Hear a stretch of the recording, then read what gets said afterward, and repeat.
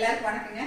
இப்போ நான் கொஞ்ச நாளாக ஷார்ட்ஸ் வீடியோ கொடுக்குறேன். நீங்கள் எல்லாருமே ரொம்ப நல்லா இருக்கு, ஷார்ட்ஸ் வீடியோ கொடுங்கம்மா, இது பயனுள்ளதாக இருக்குது அப்படின்னு சொல்கிறீங்க. நான் 2 நாள் சமையல் காம்போ தான் இன்றைக்கி வீடியோவாக எடுத்து வச்சுருக்கேங்க.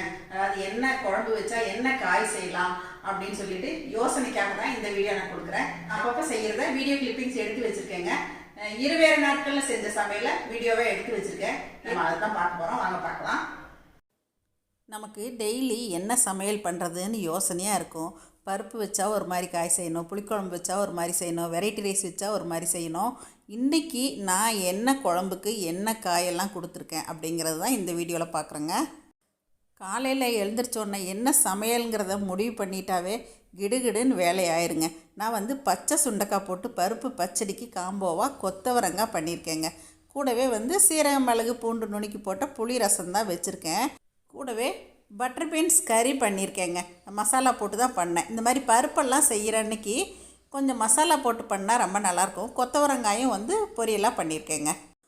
இந்த சுண்டைக்காய் கொத்தவரங்காய் இதுலெல்லாம் ஏகப்பட்ட சத்துக்கள் இருக்குங்க. நம்ம உணவில் அடிக்கடி எடுத்துக்கலாம். அப்புறம் இன்னொரு நாள் என்ன பண்ணேன்னா கத்திரிக்காய் மொச்சை போட்டு புளிக்குழம்பு பண்ணியிருக்கேங்க.